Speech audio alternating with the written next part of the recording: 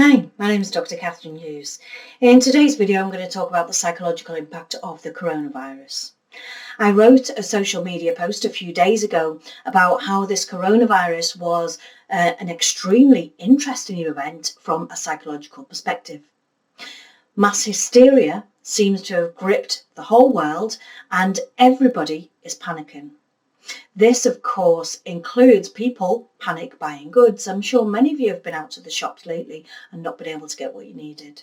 So I thought I would take a look at each aspect of the collective behaviour in this short video to look at the psychology of collective behaviour. Every time you switch on the television or radio, all you hear about is coronavirus. If you go on social media, all you see are posts about it. Of course, we know that we began watching news of this coronavirus in China, and then it began to spread around the rest of the world. Before it even got to the UK, we were watching scenes of mass panic buying in China, USA, and around the rest of the world. I really didn't take much notice of it at the time, but these people in the news articles had trolleyfuls of toilet roll. This whole thing about toilet roll has had me really confused. Why of all things would you panic buy toilet roll? Well, to answer that question, we must first examine the overall psychology of panic buying and stockpiling in cases of national emergencies and crises. It makes sense that the most basic thing driving mass buying of food is fear. It's fear of the unknown. This is a brand new virus and we don't even fully understand how it's passed from person to person, let alone how we can prevent or treat it. Many experts have heavily criticised the media for creating a mass sense of panic among the general public. There have been cases of natural disasters in the past, such as floods, hurricanes, volcanoes, and so on, where people will frequently stock up on emergency supplies. And this is a normal and expected response to the fact that there may very well be limited supplies available at a future date. But at the moment, we don't know whether that's going to be the case with coronavirus. The media in general and information shared on social media has generated a lot of fear in the general public, perhaps more fear than is warranted. We simply do not know enough about the virus, and there have been some delays in getting appropriate information out to the general public. So masses of people around the world are fearful and feeling threatened. When we're threatened, we feel a need to respond or react accordingly to that threat. After the very first emergency COBRA meeting in the UK last week, as I'm speaking to you now, the government emerged saying, basically, some of you are going to die, but sing happy birthday and wash your hands. Good luck. Now I'm speaking as a member of the general public when I say this. But while our government is saying, wash your hands and sing happy birthday and it'll all be fine, we're watching China go into lockdown. They're stopping everybody from moving around. They're stopping people travelling. Italy have had an unprecedented death rate through the virus. Hospitals and medical teams around the world are struggling to cope with the demands placed upon them. And we're meant to keep calm and sing happy birthday. Is it any wonder that the UK has gone into full panic over this? We have what we perceive as a fairly substantial threat. And it does seem like a fairly small response, small thing for us to do to just wash our hands. And we feel that we need to do more. We need our behaviour to match the level of the threat. And this is where panic buying can begin to happen. From a logical perspective, the virus probably isn't something that most of us need to worry about. It's simply a new strain of a virus that we've not built up any immunity to as yet. Cancer kills more patients than the virus, but we aren't all stopping smoking or stopping drinking or stopping overeating to prevent it. Suicide kills more people than the virus, but we aren't pouring emergency resources into mental health support, are we?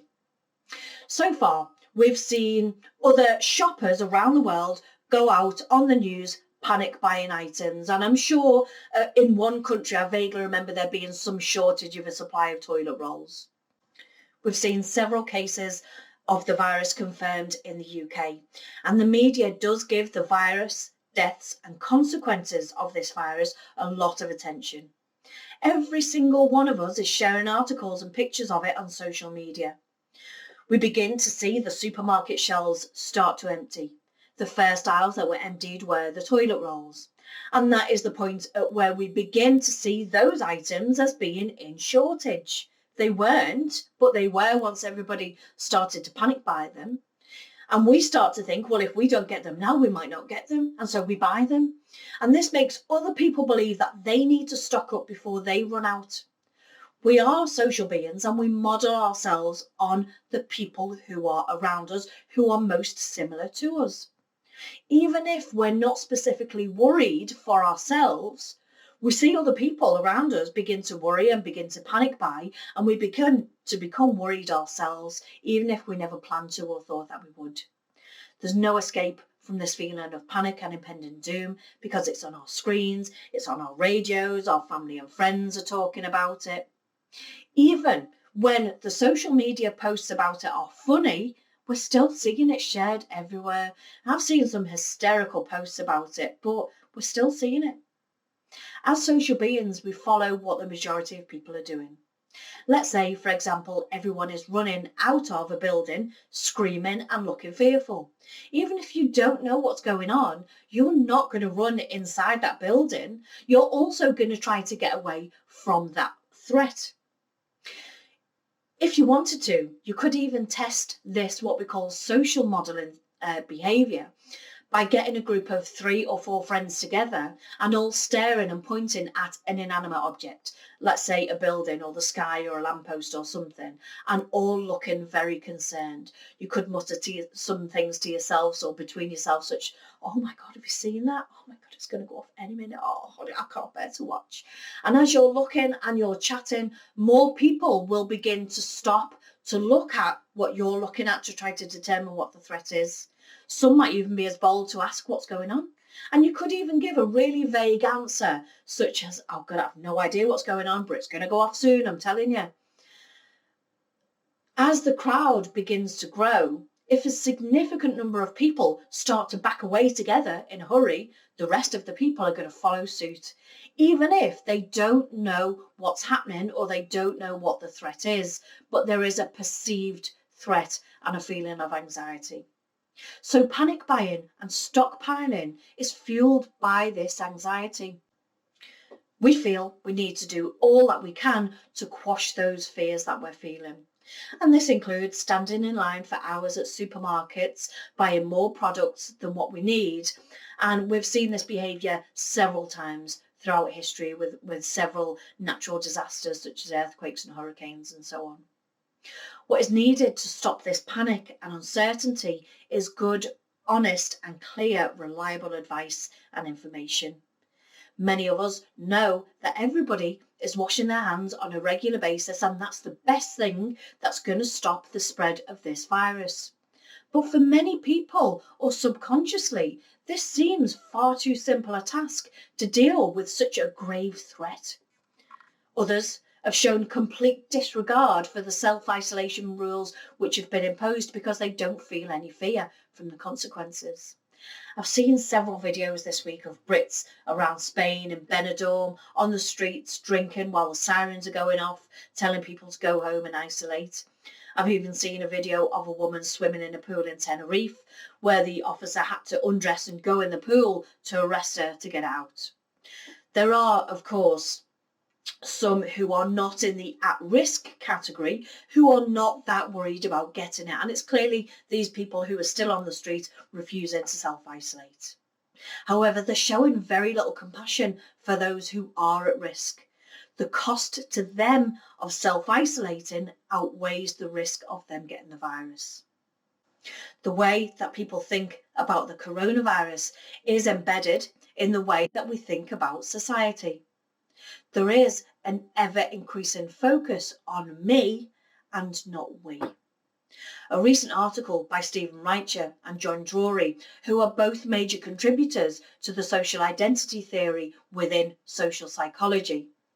They say that the solution is to encourage a sense of collective identity rather than an individualistic one.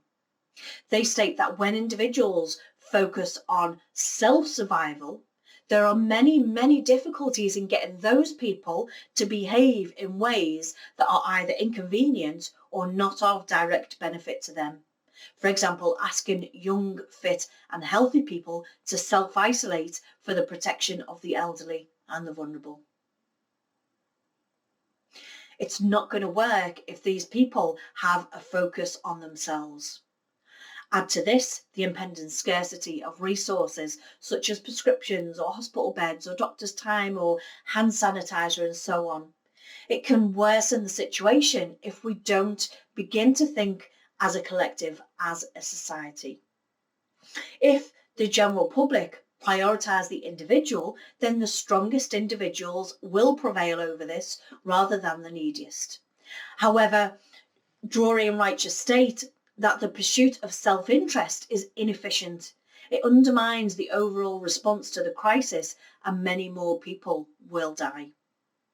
Research by Drury and colleagues in 2019 showed that when people stop thinking in terms of I and start thinking in terms of we, they develop a shared social identity. Then they start to coordinate and support each other and ensure that the neediest get the greatest help.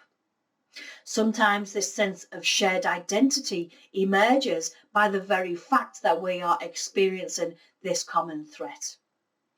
But it has been shown that the messaging by authority also matters. Carter and colleagues demonstrated in 2013 that when the threat is framed in group rather than individual terms, the public response is much more robust and much more effective.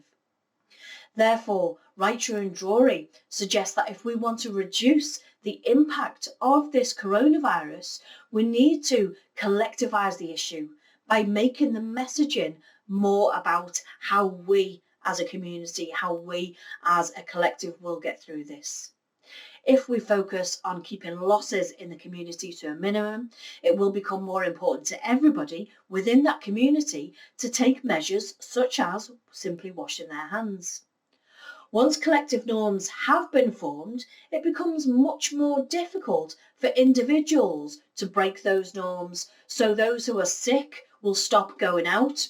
Those who are buying 20 packs of toilet paper will be criticised by self-public, and this public criticism by the community will be more impacting than any official measures that the government could impose. They do go on to say that according to social identity, the feverish person who goes out to work or the young fit person who demands access to A&E will be very much dissuaded when the community comes together to make it clear that that type of behaviour is unacceptable. They do go on to outline some of the difficulties which are involved in this type of approach. However, they do finish on a very powerful note. We have to change the way that we frame the epidemic. They say that we have to change the way we see the individual and society. And finally, they say we need to collectivise or die. And that's a very powerful message. We all need to come together to look after each other. We've seen messages from world leaders over the last few years, and it's not just one world leader. It's not just the UK. It's not just the USA. It's not just, one country in particular, but we've seen more of a focus on the individual. We see Donald Trump saying, we don't want the Mexicans coming in our country. We've seen the UK come out of the European Union and saying we don't want immigrants because we want to look after ourselves. And so that begins to make sure that people think of in an individualistic way. It's us and them rather than all of us together. And if we want to beat this coronavirus, we do need to think of as a collective, not just as a collective country, but as a collective world. We're all living on this world. We all need to come together to support each other and do everything that we can to help each other. In conclusion, then, we do have a responsibility to think collectively about our communities. Don't be afraid to question or challenge people who refuse to self-isolate, or don't be afraid to challenge those who buy 50 tins of beans and 200 toilet rolls. This is a uniquely challenging situation for our world leaders, but we all have our responsibility to play our part. Take care of those around you. Ask people if they need help or they need shopping. And most importantly, wash your hands more regularly than what you would otherwise have done, and self-isolate where you need to. Although natural disasters and crisis can bring out the worst in people, it can also bring out the best in people. I've seen so many hundreds of people out there on social media reaching out to each other, offering their resources for free. Teachers are offering to check over work or to offer help and advice online. Chefs are offering to prepare food for people. Everybody's supporting and helping each other, which is such a beautiful thing to see these days. I do hope that you found this video interesting. I hope that you've enjoyed it. Why don't you leave me your questions or comments below and let me know what you think. I will answer as many of the comments and questions as I can. Thanks for taking the time to watch. Bye for now.